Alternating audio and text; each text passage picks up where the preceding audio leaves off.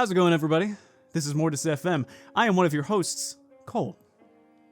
Hello there, and I am Grayson, also one of your hosts. Cole, today we're talking about Bad Batch, the episode labeled Bad Territory. But before we do that, we have something that dropped this week that you and I have not talked about in depth, super in depth at least. We've exchanged a few messages in our group chats and things like that. But the Acolyte trailer finally made its way into light. So I want to know your thoughts. What did you think about the Acolyte trailer? Yeah, I'll just try to keep it short and simple. I mean, honestly, I'm so happy to finally see the trailer legally, at least most of it, and I'm happy to see it in its true light. You know, no bad quality, no choppiness, nothing like that. It looks. I'm really excited for it. That's really that's the most that I can say about it. I think that I'm very happy for us to finally be in a live action era of Star Wars that exists outside of the Star Wars of the Skywalker saga. We're finally in this place where hopefully there will be little to no connections. Like if there are, it'll be like maybe a Yoda cameo or something like that. But we're in like some uncharted territory with new characters, new happenings. It looks great. I'm really excited about it. I don't appreciate the expected reception on the YouTube like to dislike ratio, but yeah, I think that it will very satisfyingly prove them wrong upon release. I feel very similarly. I think, at least talking about the overall reception to the trailer, I think a lot of people are making assumptions before they even. They were going to click dislike before they even started watching the trailer, right? Yeah. And that goes into a lot of the stuff that like Leslie Headland has said, which has been taken out of context, and then some that has been in context. By either way, like she is a fan of Star Wars, and people are automatically throwing stones because, she mentioned that she had one writer on her team that had not seen Star Wars, and you're like, people are like, oh my gosh, like what are they doing? And it's like what are you doing? Yeah, and I'm like, are you reading her reasoning? Like it's because she wants fresh eyes. She wants people who come up with ideas that doesn't have the overworld of Star Wars in their headspace, It's such a good way to go about doing that, like have us approach this from an objective point of view, not something that is, marred by the nostalgia of Star Wars in order to get something right. That's what happens when you mess up the chance for a good, original, unique story. If you spend too much time trying to, you remember that one time when this did that, and at the very least, like it's just a writer on the team. It's not the head writer. It's not the sole writer. I think people will take a negative thing or something that they perceive as negative and just that will rule their entire perception. Yep. They will hear one thing about what she said about George Lucas, which was very fine to say, by the way. All she was trying to say was that it's good to have other eyes on things, and that people are getting too worked up with, it's not, the original vision or something like that.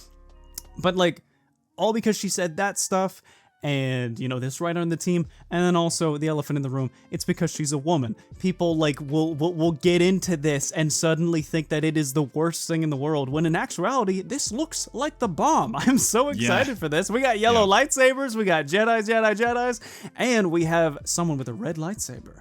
Yeah, that may or may not be a Sith. There's a lot of conversation around that, which a lot of people are immediately also throwing stones at the show because they're like, this show breaks canon. There's a red lightsaber. Dude, I swear to God, I am never surprised by how often people prove to me with how stupid they are when they're immediately like, oh, this breaks canon, pointing at something, when it's just think about it. All right, please, for the love of God, think about it. The Jedi, and I'm sure everyone that's listening, that you probably have heard all about this, but we just got to get it out there. Yeah, the Jedi know, right? When they were told about the Sith and the Phantom Menace, it's impossible. The Sith were extinct for a millennia. Now that's what people are taking and running away with. That they're like, well, if they That's said concrete. that means That's definitive. yeah, well, that means that the Sith, they don't exist or whatever.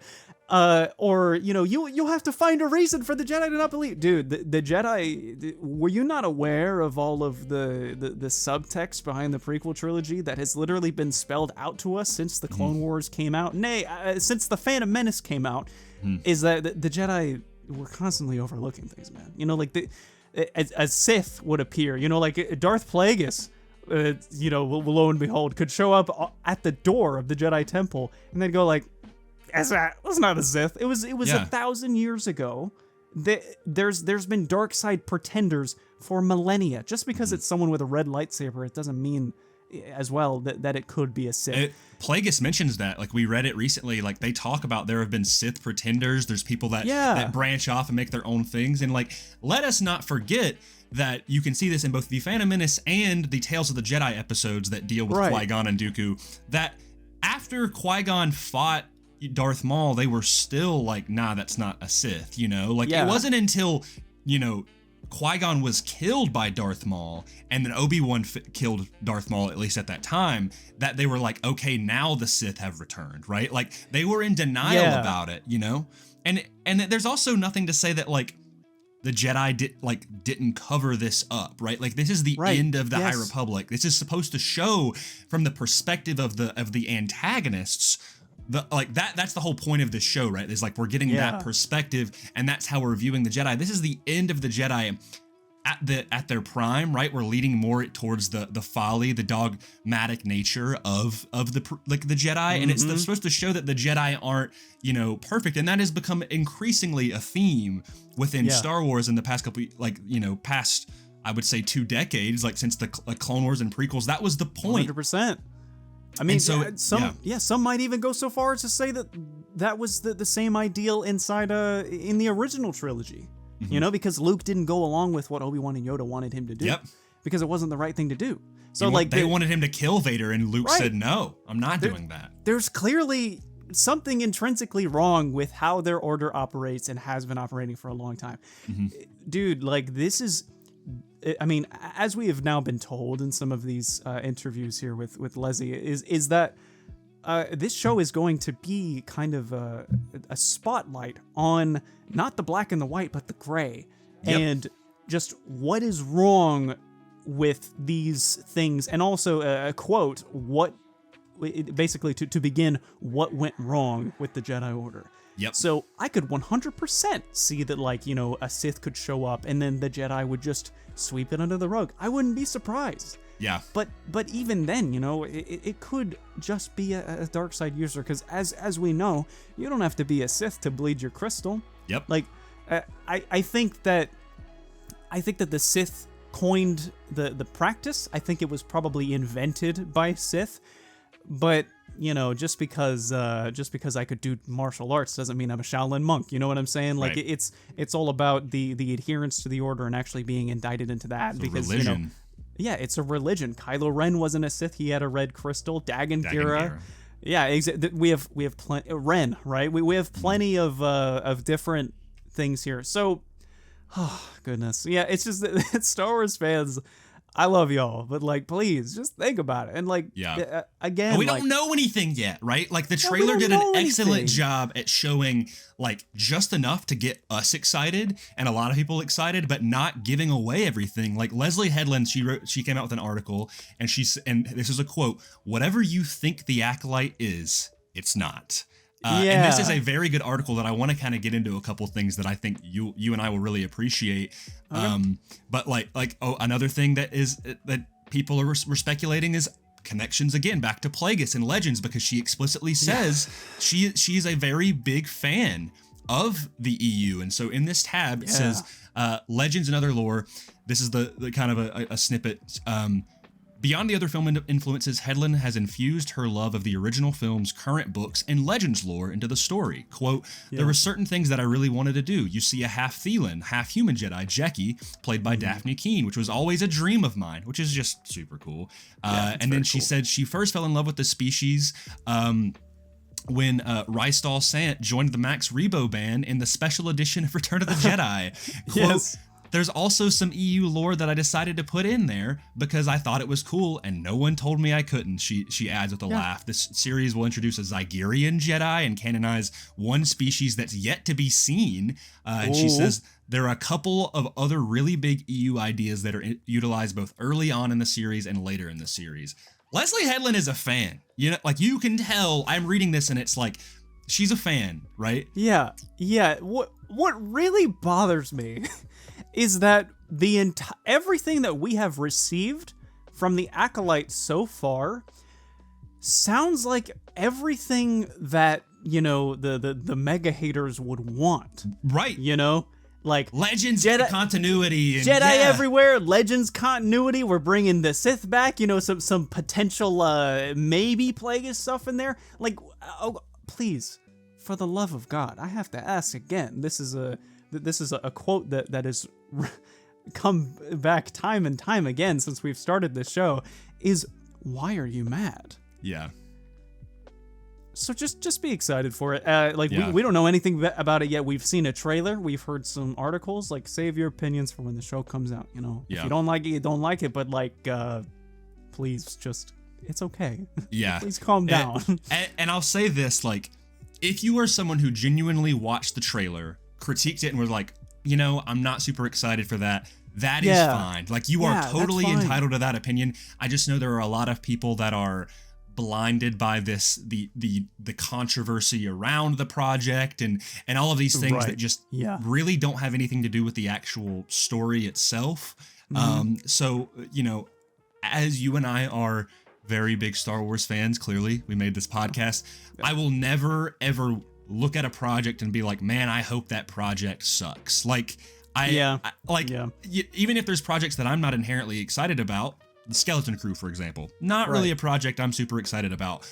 I hope it's the best piece of Star Wars media we've ever gotten. I would love to be proved wrong, you know? Like, I don't, I 100% agree. I'm not sitting here going, man, I hope that fails. You know, like that. And that's so many people that want to do that, right? Right. Yeah. I mean, that Star Wars Bounty Hunter Arena Fighter game. Yeah.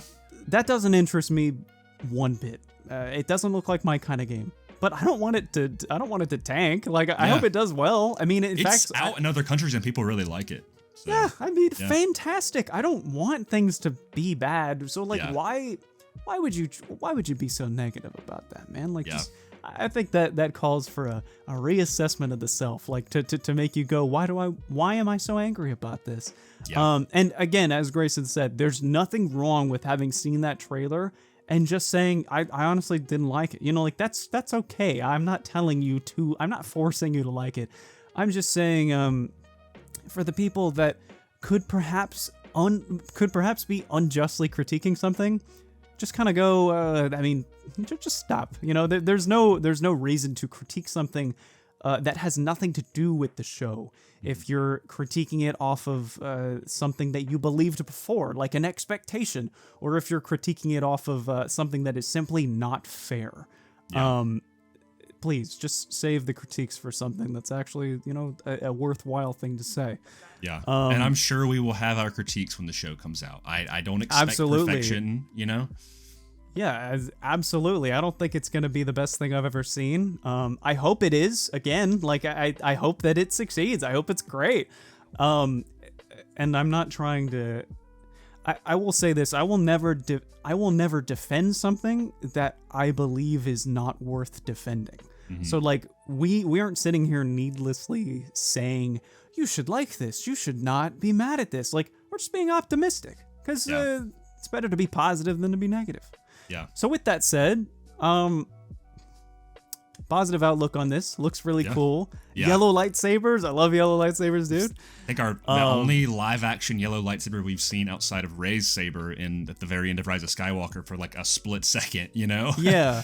And presumably we're going to be seeing some cool force moves because we got a lightsaber throw with that red lightsaber cutting through trees and stuff. Yeah, dude. And also the fight choreography. That stuff looks really good. Production value wise, like, this looks like a lot of care has been put into it.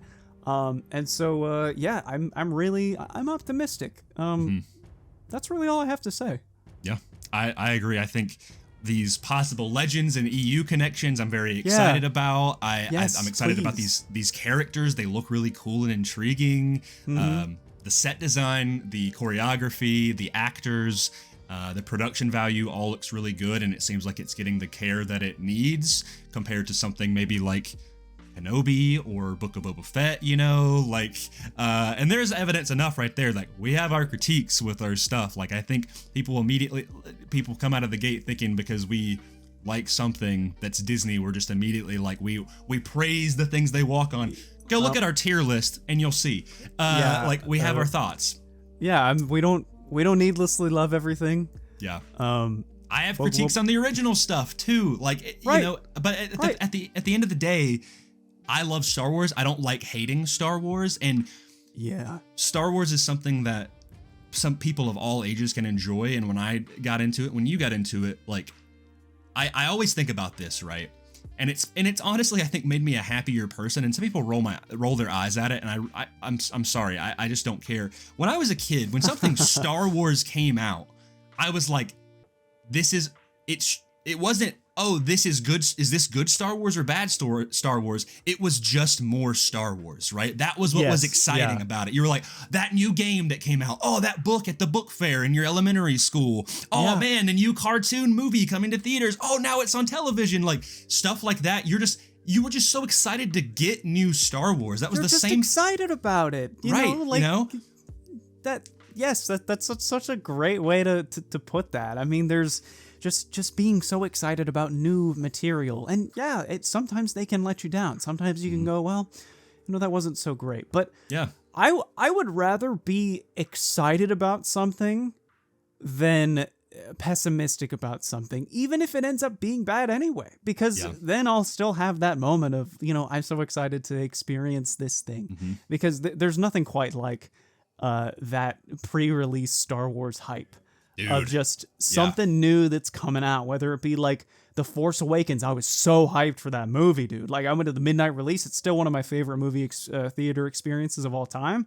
Waiting for Fallen Order, waiting for Jedi Survivor, waiting for Bad Batch every week, waiting for, you know, the return of Mando. You know, like, there's so many reasons to be excited about stuff. And like, the Acolyte could very well be just some absolutely superb Star Wars content, and I, for one, am very excited to see what they have in store for us.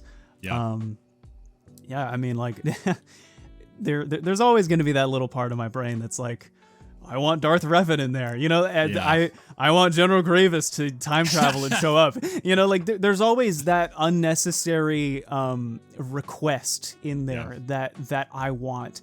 That can be kind of, what's the word? Similar to a lot of the Star Wars community, where we want things, we expect cool things. But here's the thing, man. Like, those things that you're expecting, when you saw them for the first time, they were unexpected. You know? So imagine getting this new content that could just be amazing. Like, there's people saying that if a Sith shows up, you know, they're like, oh, it has to be Plagueis, it has to be Tenebris, you know. I don't think that's necessarily true. Technically, Tenebris hasn't even been canonized, although the Rise of Skywalker visual dictionary, it says, I see we both watched the same video on that matter. Right, yeah. But like, I think if it, I would be totally fine if it was a new Sith, because new Sith, dude? When was the last time we got a new Sith? Yeah. I mean, outside of the comics anyway. I mean, mainline Sith, dude, unheard of. Yeah, so it's been a while. I mean, unless you count the Inquisitors, we haven't, right? Right. Like, and then they're more like Sith disciples, acolytes, one would say. So sponsor. No, I'm just kidding. Yeah. I think this is a show that is very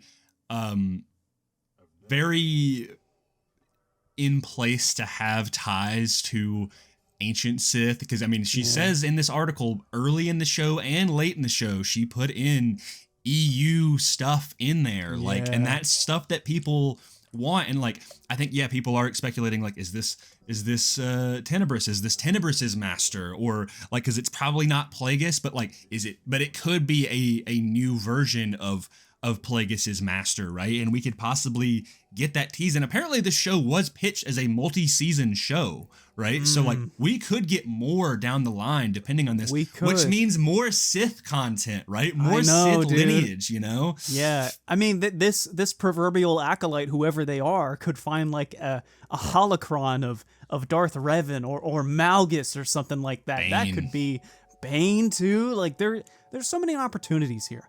But even if none of those are met and it's just something entirely new, I'm here for it because it's new Star Wars. It's new. In fact, more often than not, I've been welcoming just new stuff these days because I think something that Star Wars has yet to really detach from is the need to connect to old stuff, to nostalgic stuff. Like, yeah, it's fine to have the core values of Star Wars in there, but new content's really good because you have such a massive universe. Mess around in it, you know? Yeah. You think about all the, like, I mean, we love a lot of old stuff, but think about all the new stuff we've gotten just in the past 10 years, right? Yeah. 10 years ago is my favorite Star Wars character right there, right? And then with the Jedi games, Cal Kestis, Bode Akuna, like all the Inquisitors, the Bad Batch. Gara. Yeah, man. The Bad Batch is new. Mando's new, you know? We're getting new stuff here. But I just can't wait, man. Like, imagine we get like this really cool Sith, like that's just unheard of, like completely new. I don't know, man. It's exciting. Or and this is some like tinfoil hat stuff here. Like one of the Jedi or the main characters of the show could become like this new Sith because we're about like 100 years away. Wipes it under the rug, you know. Yeah, I mean, who knows, man. That just the thought of the Jedi finding out about the Sith, and then it's like this desperate effort to let people know or let the council know that this is like they're back, they're planning something, and then it ends up being all for naught. Yeah. Like I would love that story. I mean, I'm kind of a sucker for the tragic stories, but that something similar kind of happens to that in Darth Maul Shadowhunter, which was a Legends book, where it's basically Darth Maul is sent to go track down a rogue member of the Trade Federation who was planning on backing out and leaking information about the blockade of Naboo. And so Darth Maul is sent to go get this information, and it turns into this whole trail and adventure, and Jedi do get involved. And at the end of the day, like, spoilers for this Legends book from 20 years ago, but it's really good and you should go listen to it. None of the Jedi make it out, right? They're all wiped out, and all eventually the information does get out. But Darth Maul doesn't exactly succeed, but the Jedi don't know about Maul. They never even find out that the Sith are involved, and it's like, it's just this really bittersweet ending where you're like, man, like, think about what could have happened if those Jedi did survive, right? The Acolyte could be this, where 100 years before the Phantom Menace, this group of Jedi isolated on this planet, trying to figure out this murder mystery, end up finding out what it is, and ultimately all completely fail, and it leads, I mean, it is literally the dominoes leading towards the prequel, inevitably Palpatine to the, like, that's cool, man. That's I know. Cool. That's just, I'm so excited for this. So it has my support. It's got my vote. Let's do it. I think, I mean, it's hard to say, like, people have been like, oh, what's going to be the best, Star Wars project this year? And we'll ultimately at the beginning of next year, we'll go through and we'll talk about what the best projects were. But, I'm, in terms of live action content, like, this is exciting me. A lot. Yeah, man. And like you said, there's even the potential for a season 2. Potentially, like, we don't really know. Now, if it ends on a very resolute note in this season, I'm fine with that. I'm cool with it. I don't need anything to stay longer than it's supposed to. But man, I just really, I'm excited. Yeah. June 4th. With also some footage at the re-release of The Phantom Menace, which I'm probably going to go to just because I love The Phantom Menace. So there's actually going to be all of the Star Wars movies playing on May 4th. Yeah. In a row. I don't think I'm going to be able to go see, I'm not going to see all of them, but the only movie that I have not seen in theaters, the only Star Wars movie I've never seen, is the original, is A New Hope. I've never seen it in theaters, so me too. I'm gonna go. I think I'm gonna go see it. I think I'm gonna treat myself on May 4th and go see A New Hope. Yeah, do it, man. Yeah. But Bad Batch, we had. Oh yeah. We had a singular episode, and I'll admit, not a whole lot to talk about. We'll still go through the episode. I have a couple of notes here and there. I still, overall I enjoyed the episode, but it's definitely kind of setting up for a tease for next week, which we know who that is, but yeah. Come on. But yeah, I liked it, but it, nothing. Not like last week where we had 2 double whammy episodes full of clones. Like this was more kind of back to a little bit more of a side adventure, but the reasonings, again, it goes back to this thing with the season is that these side adventures are kind of paying off where they don't feel like all disconnected. They feel like they're for legitimate reasonings. So yeah, but overall, I really enjoyed the episode, but I'm very excited for next week. So yeah, you're right. This episode has the same kind of it's pseudo filler, I guess, but like it has narrative relevancy. They're looking for someone that knows about M count, and it was good. I think it was. Like ranking wise, it's probably on the lower end for me. Like out of the season so far, but that doesn't mean it's bad by any means. I still enjoyed it. It just makes me more excited for next week's episode. Yeah. Yeah, you're right though. We don't have a whole lot to get into about this. So let's just try to go beat for beat and see if we can. I got you. So we start off with the episode. We're kind of on Pabu. They have made it away from last week's episodes, away from the kind of the Imperials and things like that. And so they're camping out on Pabu and they're trying to figure out, okay, we got to figure out what this M count stuff is. We do get a little bit of a mention that Omega says that Echo and Rex did lose most of their squad and their forces, which I was like, okay, that's rough to hear, but it doesn't mean they've lost everybody. There means there's still some people out there, but I guess it remains this to be seen who these other clones are. But that's kind of a little offhand thing. Yeah, as far as we know, it's just Rex, Echo, Hauser, and Gregor. Could be more, but not really sure. And apparently they're just waiting for him to contact them. Yep. Because they haven't heard back. I guess they got to recuperate. So they're camped out on Pabu, but they're all like, okay, they can't Fee and them communicate, and they're like, we got to get this information on what this M count stuff is. And so basically they're like, there was rumors that bounty hunters have been hired by Imperials to find these high M count targets, right? Yeah. And so they're like, okay, well, who can we find? And I believe Omega is the one that suggests, like, well, Fennec, she's a bounty hunter. She might know about it. So so they find where Fennec is at, and they go to this space station, and they specifically call them Class 1 bounty hunters, which is very interesting. It means like top dog bounty hunters, which curious. Boba? Boba? Is he that? Is he at that Class 1 yet? I mean, we know Cad is showing up in the season, so obviously he's probably involved, I would say.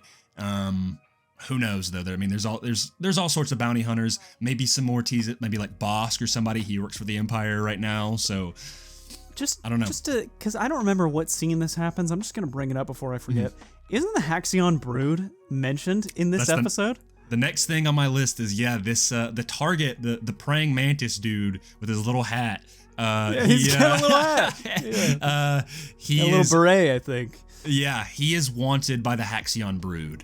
And which is for all of you gaming fans out there, that is a connection to Jedi Fallen Order and Survivor, a prominent bounty hunting criminal syndicate that you have to go toe-to-toe with as Cal quite often. Cal's favorite target practice. Halcyon Brood. Yeah. The Haxion Brood. Yeah, the Halcyon Brood. The Halcyon Brood. Yeah, I wrote that down. I was like, oh, that's a cool connection, because I think we're getting kind of close to Fallen Order territory. Fallen Order takes place 5 years after Revenge of the Sith, I mean, and I don't say like super close, but like we're within a couple of years of. We're within a couple of years, which is wild to think that the episode in season 1 when they're on Braca, Cal's there at that moment. Little Cal's just hanging out on Braca. Little scrapper Cal, he's making his way. Prof is still alive and well. Maybe they're friends. Rip Prof. Rest in peace, my boy. Pour one out for the homie Prof. I know. But yeah, so in this meantime, when they go off to this space station, Hunter talks to Omega and is like, see if you can convince Crosshair to get his hand checked out. Because it's still tremoring. They're noticing. And she's like, okay, I'll deal with it. So while they go off, they go find Finnick on this station. And yeah, she's basically like, all right, fine, I'll give you the information, but you got to help me with this bounty. You don't get any of the cut, and I'll give you the information, and I'll get all the glory for it. And they're like, okay, fine. Yeah, that was just so unfair, man. Yeah, but, dude. she what's the word? Everything was in her court. Yeah. She had full control of the situation. So yeah, I'm a big listen. I'm a big fan of Finnick Shand. Like I think she's great. Yeah, I hope we get more. I'm glad they're kind of they plopped her back in Bad Batch. I do hope one day if we do ever get a continuation of Book of Boba Fett, like. We got that ending where like she killed those syndicate members that were hiding without Boba knowing, which was always a moment that I thought was very interesting. A little tease in there, and they've never followed up with it yet. So nope. Please. Yeah, there's some wild season 2 potential there for Book of Boba Fett. All you have to do is just get a different writer, a different producer, and you just need to do everything differently, please. That's a whole. One day we need to do a retrospective on Book of Boba Fett. I really think we have to, but we won't get into that here. But there is still potential. I'll have to take a shot before we start. Yeah, we might have to do drunk Boba Fett. But yeah, drunk Boba Fett's like that Robot Chicken skit. Yeah. Hey guys. Yeah. Oh man, that's so great. But yeah, so they go to one of those after they link up with Finnick, they take her ship, they go to Space Florida. I keep calling it that. It literally is just the Everglades. And this is basically like there's nothing really super remarkable in the action. Like it's good action, it's entertaining, but nothing really crazy to talk about. They take this skipper boat, they disarm some mines, they track him down, they get to his thing, they beat him up and they get him. Like, it's it's really just a typical like bounty hunting story. Yeah. You're in uncharted territory. You fight some monsters along the way. You're kind of out of your depth, but then either teaming up or outsmarting the enemy, or both ends up getting him. It feels very video game to me, like very video gamey, or like I always reference this like tabletop RPG D&D kind of like, well, we got to get this information, and your DM throws you at this mission where you're like, all right, fine, let's go do it. It's kind of a set thing where you're trying to go through this uncharted, this bad territory, if you would call it that, and go hunt down this bounty. Thank you. That was really good. Thank you. Did Thank you you get the everyone joke? for tuning in to Mortis FM, a Star Wars podcast. Yep. We are your hosts. I agree. Yeah. It's a fun time though. Like I enjoy it. It's also it's interesting that I think that they put this. I don't think they put this in here for that reason, but they used footage like this to kind of throw you off the trail with the trailers that like, oh, Wrecker and Hunter don't get Omega till later in the season, which ended up not being the case. Because it's, they were the team in the beginning, but now it's them. So it kind of, at least in that marketing, threw you off the trail. But yeah, they go. I don't even remember the Mantis guy's name. It's not even really important. It starts with an S. It's like Sly or Slither or yeah. There's like Solari, something like that. I don't know. Siler, like Silary something. I don't know. We're gonna call him Ron, just Ron. For the sake of it. Yeah. Ron, the Hat Mantis. Ron the gentlemanly mantis. He goes, "How do you do, my lady?" My lady. Yeah. But while this is happening on Star Wars Space Everglades, there's a little bit of a nice little plot just happening back on Pabu where Omega and Crosshair are connecting a little bit more, and so AZ he takes a look at Crosshair's hand and is basically like, it's not physical. Whatever they did to you is not something that is physically wrong with you. It has to be like whatever those tests were they're affecting you cognitively, mentally. And Crosshair's pretty frustrated by this. He's kind of in denial that there's anything wrong with him in a way. He's like, I'm not imagining it, you know? Yeah, he's like, this is real. And we still don't know what they did to Crosshair, but we obviously know it's affecting him somehow. It gives that confirmation. Yeah, I mean, so the way that I'm kind of seeing it is that the conditioning process for these Clone X specimens, essentially, had to have been harrowing, right? But when you go through this conditioning, they wipe your memory. You know, it's not like you really remember any of that anymore, at least as far as I can tell. So with Crosshair, he went through all of that, and it didn't work. And so he still... I can imagine that it was pretty traumatic. He was there for months. He was there for a longer time than Omega was, so at least more than 6 months. And constantly going day in, day out, being injected with different stuff, like in a prison cell. And, yes, there's a lot of trauma in there. And I'm going to be honest, man, like, I never expected for this to be the route with the tremor in his hand. Yeah. There was like a bunch of different things that was going in my mind when this tremor was introduced. I was like, oh man, Crosshair's gonna die, or like he's got a disease, like he's going under, or this process is finally starting to work. What if he gets conditioned at some point? Instead it's just a story about trauma. And so Omega like teaches him a couple things. She's like she teaches him how to meditate, which is just so... She learned from the Wookiees in Gungi. I know, like, which is just so sweet. And again, like, just further credence to the Omega is force sensitive theory.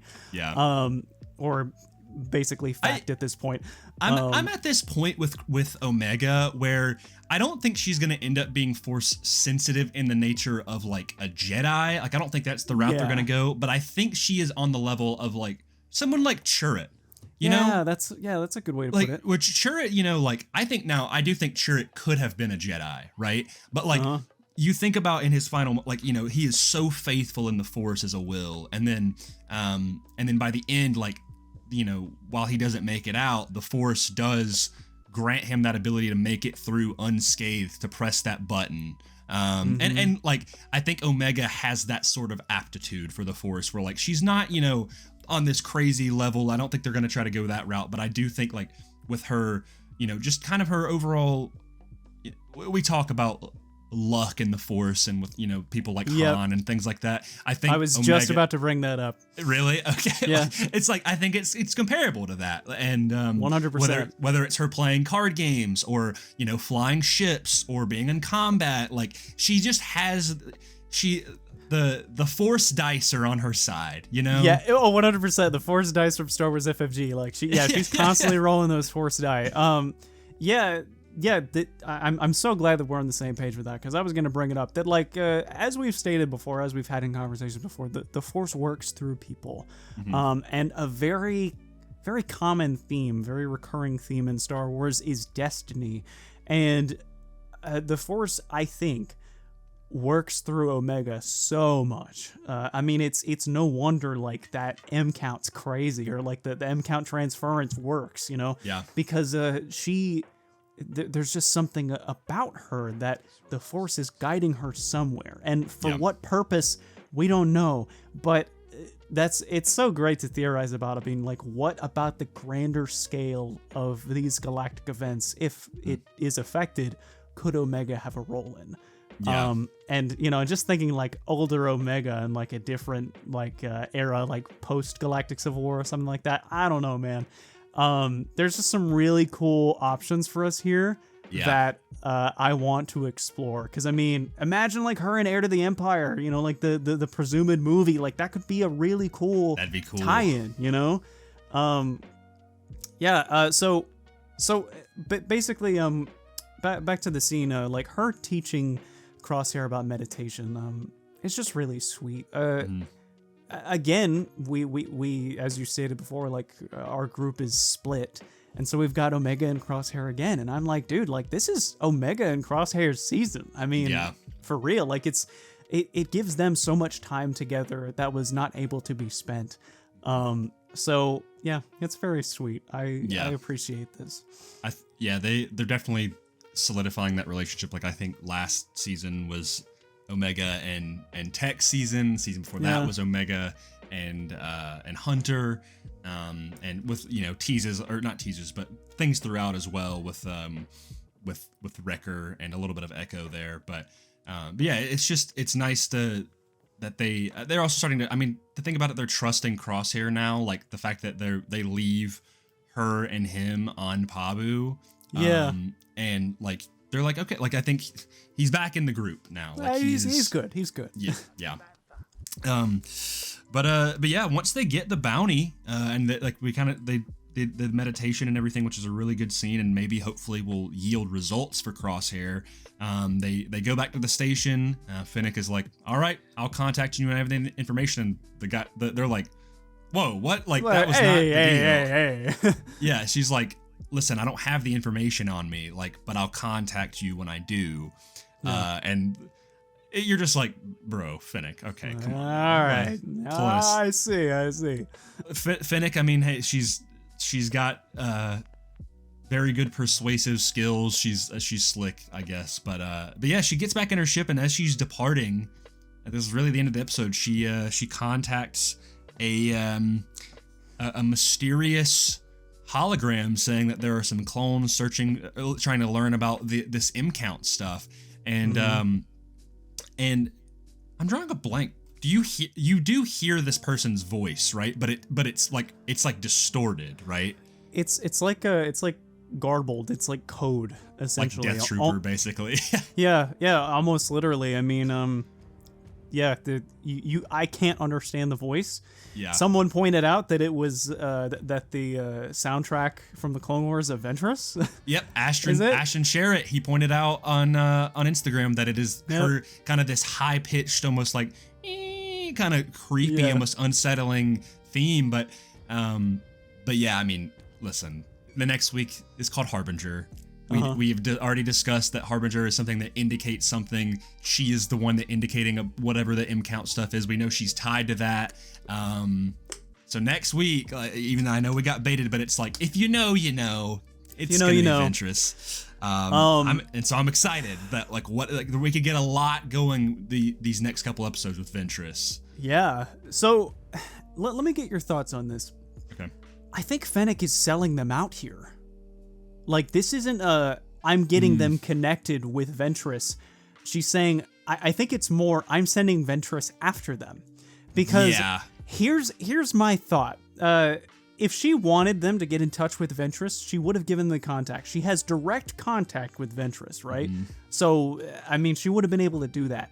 But instead, when she's talking to Ventress, and we're just agreeing that it's Ventress now, she's like, I've got some people poking around about, the M-count thing, thought you might want to know, basically. Yeah.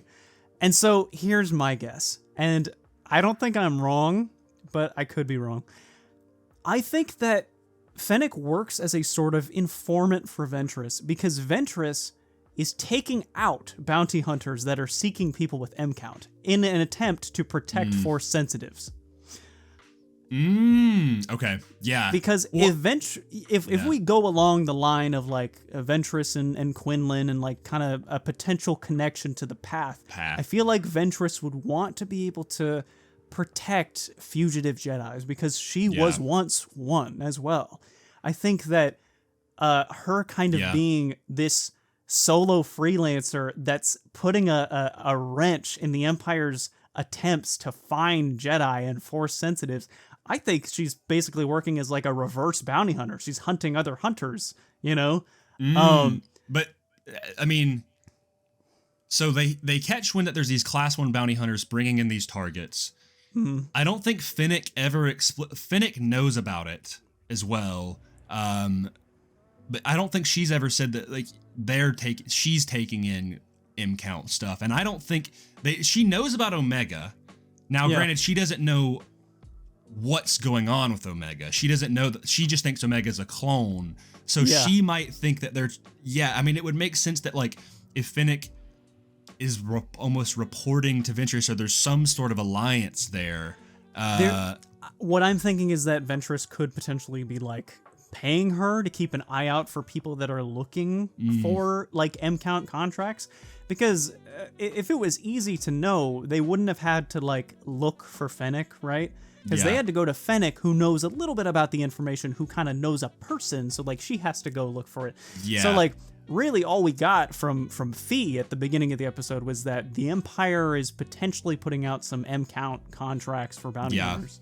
And so my guess is that Ventress is essentially keeping an eye out for bounty hunters that are a little too hot on the trail of the path or M count stuff. Just that's what I'm thinking. I mean, that makes sense. Like in the trailer, I originally thought they had spliced 2 different shots together of Wrecker and Hunter shooting at her, but now it makes me think that that is the case. And she might just attack them without saying anything at first, you know? She does say in the trailer, like, I wasn't planning on killing you, but you're not making it very easy, you know, or like something. Okay, so there's definitely like an adversarial position there. Yeah, she might be trying to seek out information as like from them of like, why are you doing this? Like, what is your MO? Who hired you? Right. Yeah. Right. Yeah. And someone, I don't know if someone did point this out to me earlier this week with the Quinlan connection.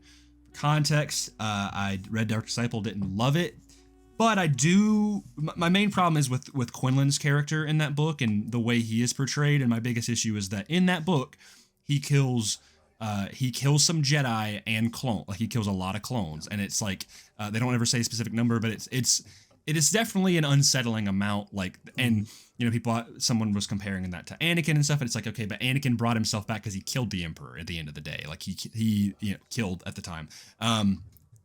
Quinlan, he is welcomed back into the Order after the events of Dark Disciple, and Ventress is presumably dead, and he buries her.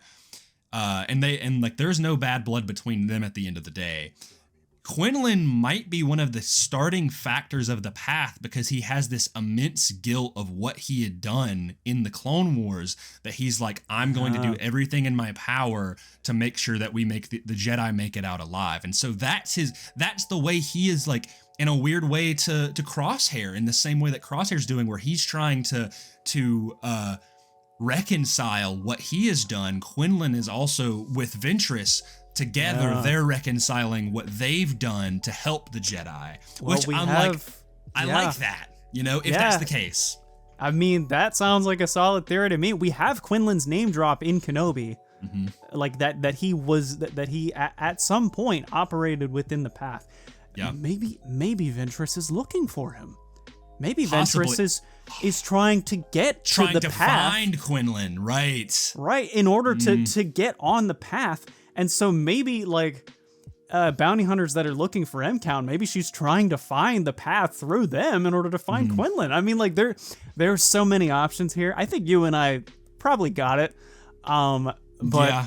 I'm always open to because we've been wrong before and we'll be wrong again. But like, I'm okay with being wrong. I just like theorizing, you know? Yeah. Well, you know, it also gives credence to what Nika Futterman said, that like this is not the end of like seeing her character. Like, granted, we haven't seen her yet, but she was like, this is just a tease for more to come. A lot of people are thinking, I think she called it like an appetizer. Right. And so that makes you think, like, is there going to possibly be other shows or something where this is explored, the path stuff, like, you know, and having maybe explored in Tales of the Jedi a little bit, like maybe some people are thinking she might go as far as, you know, after the original trilogy, which I don't think so, but I think maybe this is a way of them introducing the characters being brought back through the Night Sister magic, because we still don't really know how she comes back.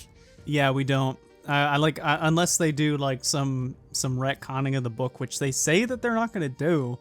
In the end of the book, Quinlan brings her to the waters of life on Dathomir, and Barrett puts her body in the waters of life, and the water turns green, and Quinlan hears the voices of the ancient Night Sisters saying, "Welcome, sister," or just sister. And so when you read the book, people like if you read just that part, it makes it seem like, oh, she's going to come back to life. But when you read it in the whole context of the book, it's a little bit more definitive than you might think. Yeah, that feels like very close-ended. Yeah, like it's like they're welcoming her right back into to be with the other Night Sisters in death, because that's a big part of the book is the massacre of the Night Sisters. But I think some ties to the path. I think her trying to find Quinlan is definitely on track. I'm curious if we'll even get an explanation as how she's still alive. Like they may not even do that. Yeah, I don't know either. That might be a Tales of the Jedi episode right there. Yeah, it might not even be explained in this show because, I mean, like if it is explained, I wouldn't be surprised if it wasn't explained in the show because let's be honest, there's no reason for her to tell the Bad Batch like, yeah, I died, but I'm back now. She may not even know why she's back. She might have woken up and been like, what happened? Like, why am I alive? True. So there's a lot of options here. Yeah. I could easily see it connect into like a potential Path animated show, which could be like a great segue into like further Galactic Civil War era, and then we could connect it to Rebels, and then like maybe have a post Rebels type show if we're still going along the animated show paradigm, right? Yeah. I would be more than happy to see like a show of Ventress and Quinlan just like going through the path. I mean, that could be so cool, Hey, listen, possibilities with that, man. If you give me a connection to Ram Koda, who was on that wall in Kenobi, but then there's a moment like that could let us bring Starkiller in, dude. Like Starkiller Inquisitor, the first brother. I'm just saying. Yeah, let it happen. Let it happen, please. Anyway, tinfoil hat. It's on there. But let us cope. Yeah, let us cope. Let us cope. Let us cook. Yeah, good episode. Yeah. Lots of just I want to see more. Yeah. Yeah. So next week, I mean, I know every week we've been kind of speculating what's going to happen, and it's like I don't have anything new to add than what we've said in the past couple weeks. I just definitely think next week is Ventress episode for sure, and then a week after that we get 2 more episodes in the same week. Yep. So get a 2-parter. Yeah. Which just means we're probably gonna be just cruising for the next couple weeks here. So we got Harbinger, and then we have on April 3rd we've got Identity Crisis and Point of No Return.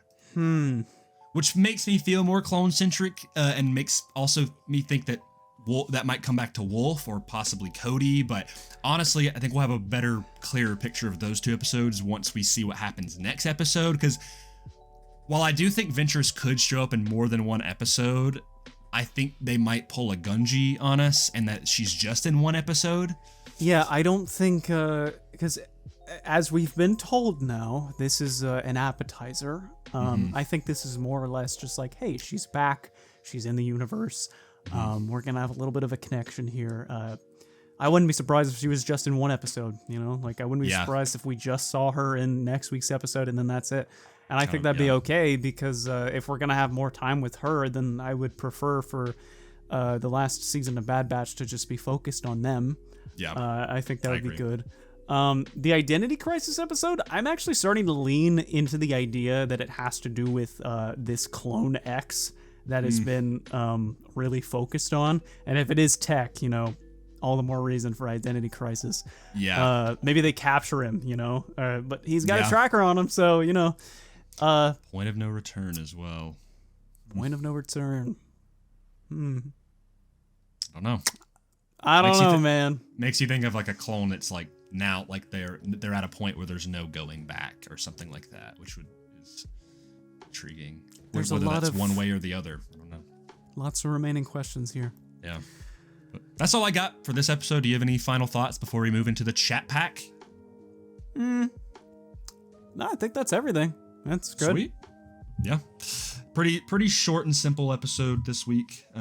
But that is more than okay, because we had the Acolyte trailer, and now we have card number 68. This is an interesting one. Okay.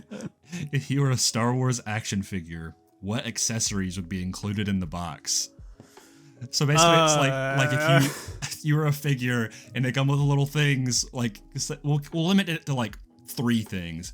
Hasbro, and that's generous because even Hasbro, when they do action figures, they give you like 1 thing, and then they cut corners, man. They cut corners. It's wild. So like, am I a Star Wars action figure or am I just an action figure? Like, am I gonna be in Star Wars or is it just gonna be like, oh, you listen? I've got my Converse, you know. Yeah, we have. So let's just go all out. All right. Let's do. We have a shorter episode this week. Yeah. Start off with just you in the real world, what your action figure is wearing, and then say 3 accessories that go along with your action figure, and then I'll do the same, and then we'll go into Star Wars action figures. If we were in Star Wars, what it would be. It does say if you are a Star Wars action figure. So I guess it actually is leaning towards the latter, but let's just do both. Why not? Okay. Well, let's see. I think for me, that's kind of okay. That's kind of tough. I'm starting to think about like the intrinsic things that or like the things that I carry with me. Yeah. Or just things that are more key to my character. Yeah. All right. So I guess for me, there's always the iconic Cole outfit, which is like, you know, I've got my kind of like black dress pants on and a nice button shirt, and then I've got my my big trench coat. I think like I have to have the trench coat in the action figure. Yeah. But did you say 3 accessories? Yeah. So basically like what you're wearing, and then like three accessories that you think are kind of intrinsic to Cole as a person. Okay. So I'm looking around my room for stuff that I'll go ahead and say I think I know one for you. That is a brush for your floofy hair. Man, maybe. I didn't want to say it, but you know, maybe. Okay, we'll have the brush in there since I can't think of a lot of other stuff. I think it would be neat to have. What if there was like it's kind of like a special accessory. An astronaut helmet, like the Cosmic Drifter helmet. I think that would just be like neat. That'd be cool.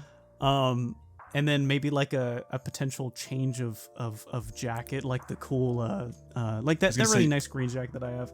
I was about to say, what if it was like it came with 2 different jackets? It came with your the pea coat trench coat style jacket, and then it came with like a almost like a neon cyberpunk style bomber jacket, right? Yeah, exactly. I think that would be really cool. You still had like, you know, some jeans or slacks and Converse and a shirt underneath it, but the jacket and the helmet allows you to go from your Cosmic Drifter persona to your regular persona. Yeah, that's good. That's good. Okay, and then one final thing. Just because I can't think of anything else right now. Just a physical copy of Bloodborne. We just give you the what is it? Not the hunter's axe, but what is the one that's like the Bloodborne weapon, that like the trick weapon that you flip out? The saw cleaver. Saw cleaver, yeah. Yeah, that'd be cool. That would be really cool. Just so out of nowhere. Or maybe like a Kindle or something. Oh, that'd be cool. Kindle would be nice, you know, if we're just going like standard accessories. Does the helmet have? Listen, you're such an avid music listener. Does the helmet have headphones or like earbuds or anything? I always imagined that the headphones were built into the helmet. Okay, like it's like Miles's helmet from. That's exactly where I got that idea from. Really, that's so funny. That's exactly where I got that idea from. Yeah. So it's built into the helmet. That's sick. So, yeah, stuff like that, I think. Yeah, that'd be good. What about that. you? And then we'll flip and do Star Wars. Yeah. So for me, probably just kind of standard outfit, like just jeans, boots, and probably like a Star Wars T-shirt or something. Yeah. Probably would come with a little coffee mug because I love coffee. And then probably immediately comes to mind like a box of Cheez-Its because I love Cheez-Its. Yes. Dude, okay, all right, everyone, whenever I visit Grayson or Grayson visits me, that man will always have an entire box of Cheez-Its on hand. Like, it's that is a crucial part of his inventory. Dude, I love Cheez-Its. If it wasn't Cheez-Its, it'd be Oreos, but I eat Cheez-Its more because I don't feel like crap after I eat like a bunch of them. Yeah. There was one more that hat. If you weren't gonna say it, I was gonna say it. Like you need to have like a couple different hats so you can swap. Yeah. If there are different Grayson action figures, there should be like a secret hat in every box or something. You can get all the hats. Yeah. Yeah. This is the hat that I've basically been wearing for the past couple months now. Like, it is my favorite hat because I was going to say at one point, and this will get into the Star Wars version, but I was going to say lightsaber because I'm just been so into it. Yeah. Yeah. But like, I think this would be the standard hat because I just love lightsabers. For sure. So I'll snake back around and I'll do my Star Wars one and then we'll finish it off with yours. Do it.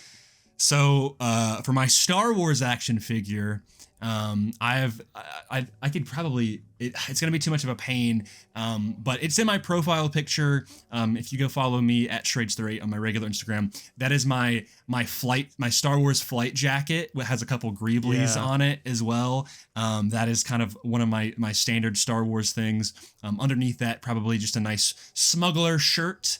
And then probably some like it's not navy blue, some like dark gray with like maybe a blue hint, like cargo flight pants. And then including like kind of like the classic like Han belt where he has a regular belt holding up his pants, but then he has the clip-on belt, which is his holster. Yeah. And so on that, it has the holster with a briar pistol tucked in the back. And on that as well is a lightsaber clipped on, which you can also take off and put a little blade attachment in as well. It would just be a blue lightsaber.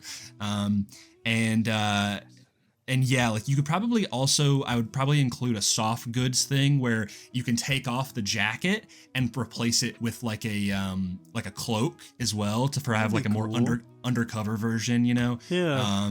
And yeah, that would be my Star Wars action figure: a blaster, a lightsaber, and a swapped out cloak and jacket. Going depending if you want to go stealth. Honestly, not even just a cloak. It would be I'm taking a note out of Cal's book. Yeah. Poncho. It'd be a poncho. Yeah. Man, for me, because like you and I have like thought of like different Star Wars-esque situations before, but I think like for me as like a Star Wars action figure, I'm trying to think of something that's more me as a character. So I'm kind of imagining something similar to like one of the Starkiller flight suits, you know? Yeah, dude. From The Force Unleashed. And I think either blue or green tones on the clothing, because I think those fit me best. Maybe with some black in there. Would you have a cool helmet? I very well could have a cool helmet. It's Cosmic Drifter brought into Star Wars, man. Like, I know, that would be so cool. Yeah, I think I'd have Cad Bane's pistol probably. Oh yeah. Maybe two of them, honestly. Like just have two of Cad Bane's pistols. It'd be cool if you had them in the flight jacket. One's here and one's here. Yeah. I mean, that's up to you, but like it'd be like pull them out like that. Where I kind of go like this. Yeah. That'd be really cool. Kind of, as we talked about it a couple weeks ago, not on stream, but we always loved that outfit that Starkiller has in Force Unleashed 2, which it's not a flight suit, but it's the arena combat gear. And we always loved how he had his lightsabers right here on his holster. And it would be kind of like that with blasters in a way, which is pretty cool. Okay, so I think in the same vein of this, you know, like Starkiller inspired outfits, there's that Jedi training outfit, if you remember. Jedi training outfit. It's basically like all white, and there's a helmet essentially with like a almost V type visor. I would essentially have a helmet like that essentially looks a bit more astronaut-ish. Yeah. Like I could imagine it be like kind of retractable, so like, you know, press a button and it kind of like deconstructs backwards. Yeah. A lightsaber would be neat. Always gotta have a lightsaber. Gotta have it. Probably be purple. I think purple. And then a data pad. I think a data pad would be good. That would be cool. Yeah, have like a data pad with me. I'm just seeing like a posable Cole action figure where like he has the data pad in one hand and like the blaster in another hand. Yeah, or, exactly. Or like, you know, like he's getting ready, like has one pistol out, but then he's reaching for the other one, or he's like putting on the helmet, or like helmet with the lightsaber. Like that would be cool, dude. I love that. Yeah, it's just I think that would work. That'd be sick. Man, make us into action figures, guys. Can someone please do that? Anyway, have a good one.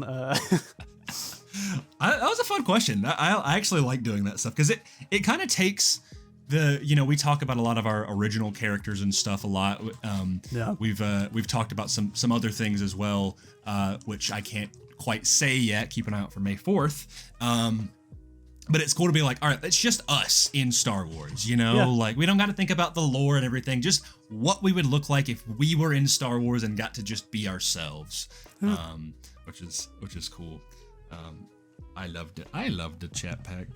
Dude, it's great. Chat pack is like one of the best additions to this show. It's so great.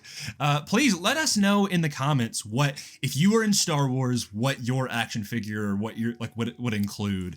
Yeah, what kind of accessories would you have? Yeah, give us the full rundown. Yeah, honestly, it would be a really cool idea of like, just every time we finish an episode, you guys do the chat pack along with us, answer the questions. Yeah.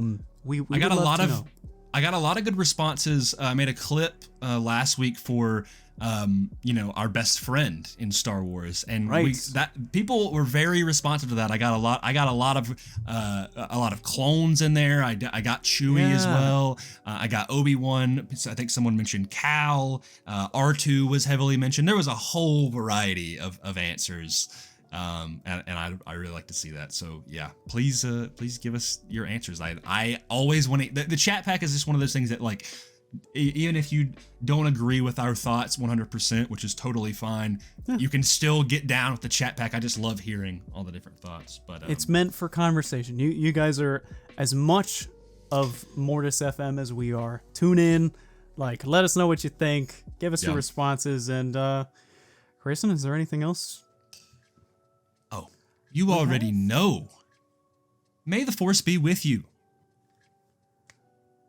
Always.